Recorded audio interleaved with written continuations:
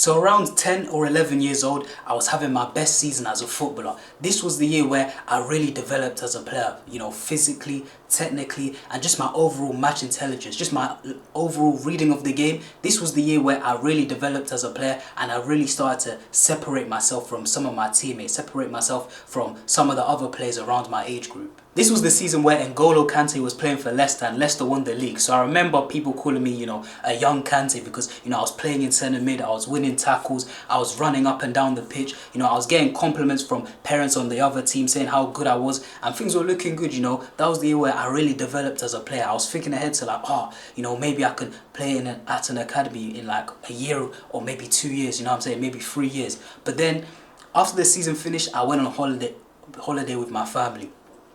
We were there for like 3 weeks and I just wasn't training enough. I was eating bad, and when I came back to the next season, I had ended up gaining about 7 or 8 kilograms in weight when I came back. I remember when I came back to the first day of training, I tried to put on my training top, and in my head I thought, my training top must have shrunk, but to be honest, it was because, like I said, I just gained so much weight that I really felt on my training top. I was like, yo, why does this feel so tight? Like, why does it feel so tight? It didn't really occur to me until like I actually got into training how unfit I actually was, And obviously this led to me having a subpar season. This led to like our whole team just not having a good season in general, you understand? And to be fair, now looking back, I blame myself for us not having a good season, you understand? I blame myself because, the season prior, I was a key player in the team, but like I said, I came back 7, 8 kg overweight.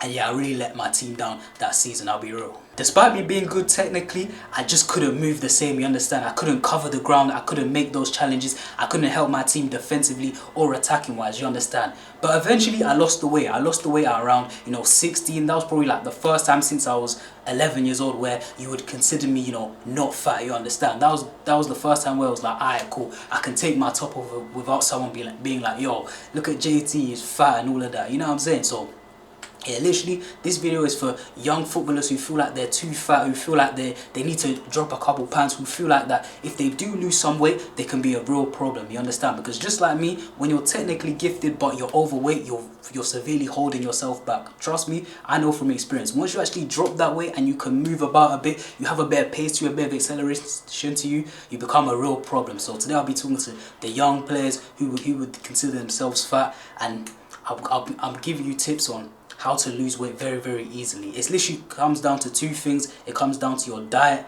and how much movement you do during your day. So let's start with movement. When I was younger, I would literally come back home and just sit down all day. On the days where I didn't have any football training, so let's say I train, 3 times a week and then have a match on Sunday. So I'll play football 4 times a week. But then on the days where I didn't play football, I would literally just go home and just, sit down, just play my PS4, probably do a bit of homework if I needed to, and then just sit down and just eat all day, you know what I'm saying? And obviously this led to me just slowly gaining weight. So as a young player, you need to make sure that even on the days where you don't have football, you need to make sure that you're doing something, that you're moving, even if it's going to the gym or literally just going on a walk, literally just going on a 30-minute walk or going on a jog, doing some sprint training. You need to make sure that you're doing something every single day. You just need to be moving about. I know you're probably thinking, but things like walking don't really help. Trust me, getting your steps in, it really helps, you know what I'm saying? If you're tired on a specific day where you don't really have the energy to do sprint training, or you don't have the energy to, go on like a 5k run, literally just walking for half an hour, just see it as recovery. Just walking for half an hour is gonna just melt the pounds off you, I promise you. Like, I use that tactic all the time. Like, I remember it got to the point where, I would take the bus to school, but then eventually I started walking, majority of the journey, because I was thinking, yo, this is just an easy way to lose weight, you understand? So I tried it, maybe I'd like take the bus for like the first 10 minutes of the journey, and then I'll walk the last 25, or I'll walk the last 30 minutes. And obviously that actually did wonders for me, you know what I'm saying? That actually did wonders for me. So yeah, literally little things like that. When it comes to losing weight, when it comes to movement, it's just all about moving more, you understand? Me personally, when it comes to the walking thing, I would say to you, if you're going anywhere if you're going anywhere, so for example school, football training, football matches, if you're going anywhere and it's less than a 40-minute walk, in my opinion, just walk it, you know what I'm saying? I know bus might be quicker, I know you might not want to get up in the morning for school and set an alarm, half an hour half an hour earlier, you understand? But trust me, it's worth it. Just wake up in the morning. Let's say you're going to school, just wake up in the morning, set the alarm half an hour earlier, and just put your headphones in and just vibe out and just walk to school in the morning, you understand? That's just an easy way to just drop the pounds, you know what I'm saying? Obviously you got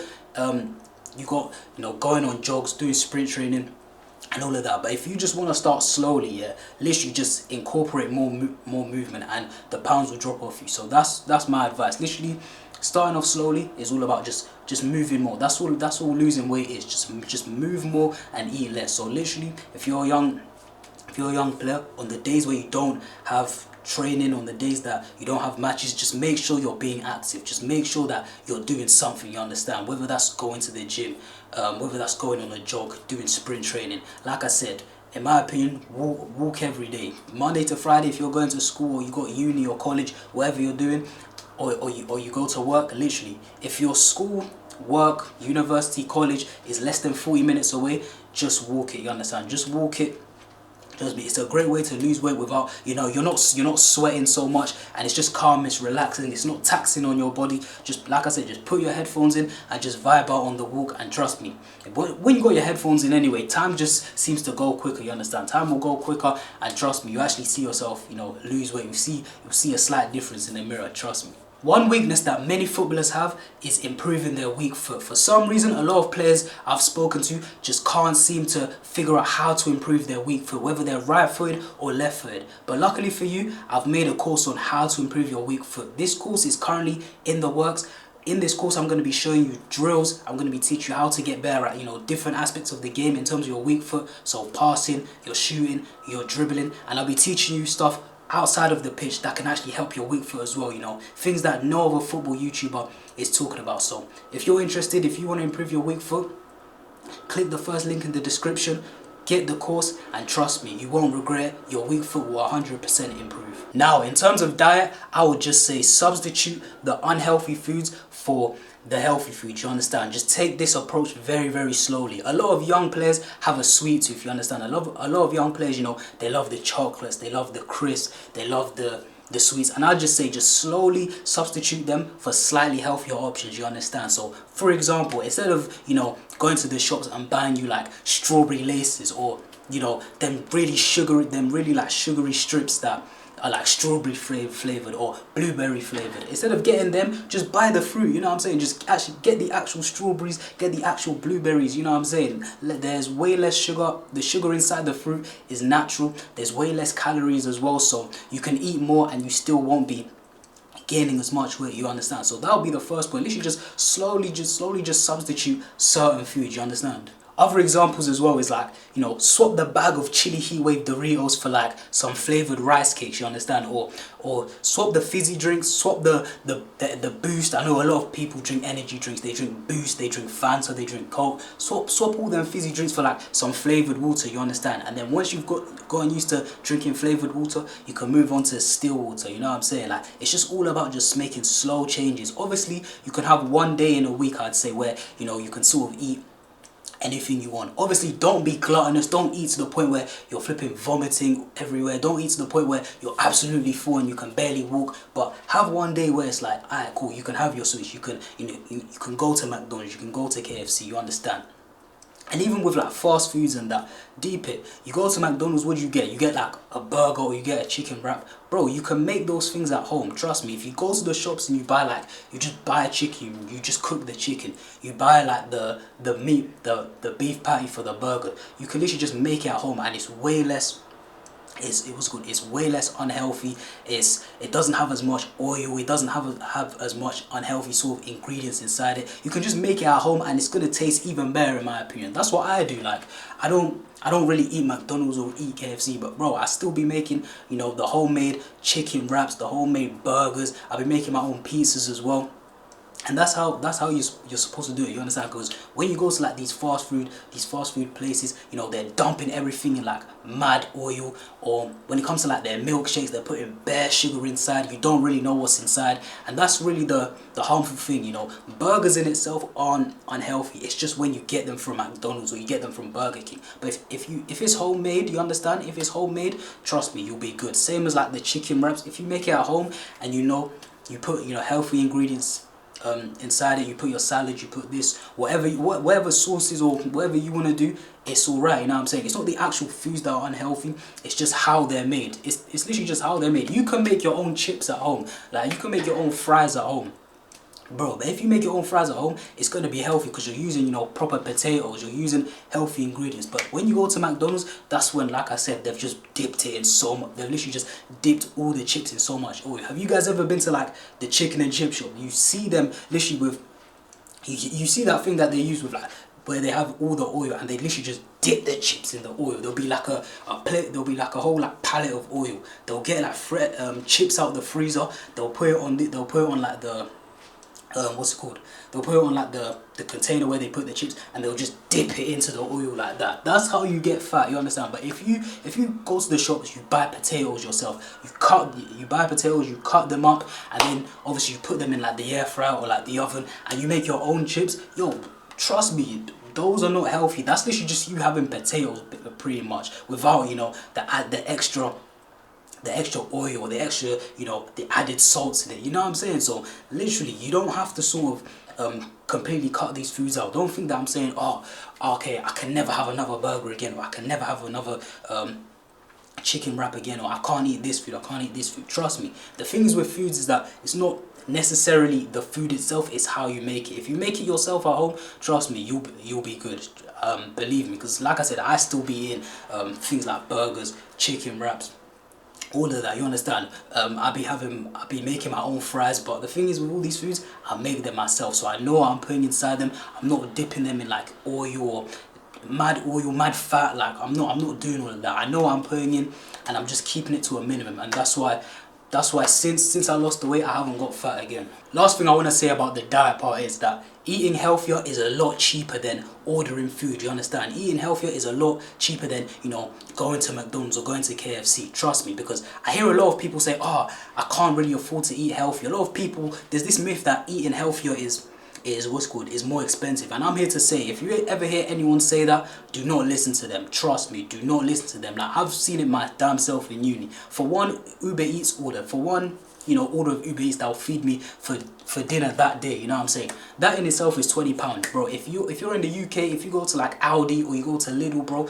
you go in there with £20, bro, you can buy food for at least 5 days. I promise you. I literally did it today. I went in there, got my chicken, got my mincemeat, got my wraps, got my eggs, what else, got my rice. Like, bro, you can literally go in there, £20, and that's gonna last me 5 or 6 days, you know what I'm saying? 5 or 6 days minimum, you understand? So don't let anyone tell you, eating healthy is expensive, because trust me, that's the biggest myth I've ever heard. That's an absolute lie. Like, think about it. Like, you go to KFC, or you order something on Uber Eats, it's gonna be £20 max. And even if you spend less than that, it's so likely that you might spend like £15 at KFC or £15 on Domino's or something. The fact of the matter is, you're not even gonna feel full. You understand? You're not gonna feel full, and then guess what? After you eat that and you don't feel full, guess what? You're gonna start snacking. You're gonna be like, alright, cool, I need a chocolate bar. Alright, cool, I need this, I need that, I need this. Like,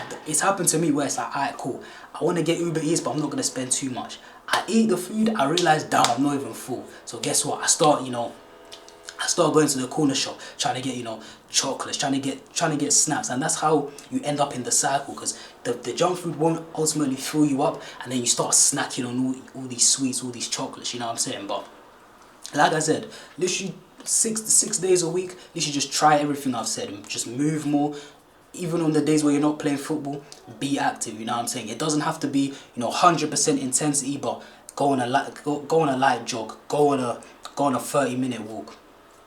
Do sprint training, even if it's not 100%, even if you do 6 sprints and then you go back home, you know what I'm saying? Just make sure you're active on the days where you're not training, because that's the thing with me. Even though I played football, on the days where I wasn't playing football, I was doing absolutely nothing, and obviously, so I wasn't burning any calories. I was eating for those days, but I was barely burning anything, you know what I'm saying? I was getting the bus to school, wasn't getting my steps in, wasn't walking. So this is what I'm telling you, yo.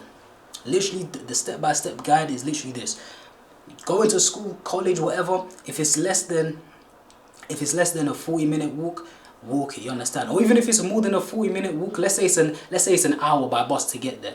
Literally spend 20 minutes on the bus and then walk the last 40 minutes, you understand? That's literally just get your steps in every single day. Obviously 6 days a week when it comes to your diet, just slowly just substitute things. Slowly, you know what I'm saying? Substitute the sweets for the fruits, substitute, you know, the chocolates for like the almonds and the cashews. Obviously this can be difficult. It's going to be a slow process, so you know, don't rush it, don't eliminate every single thing. Just slowly start substituting things, you know. Substitute the Fanta or the Coke for the flavored water, and then you can go into the still water, you understand? Just little substitutions like this. You can have one day where, you know, you decide, alright, cool, this is my one day, I can sort of eat what I want. For me personally, my guilty pleasure is probably like chocolates. My guilty, you know, I like, you know, like almond chocolates, or my favorite chocolate is Snickers, you understand? I don't really get cravings for like McDonald's or KFC, not really like that, but my thing is like Snickers and Kit Kats. That's probably me, you understand? So you can have one day where,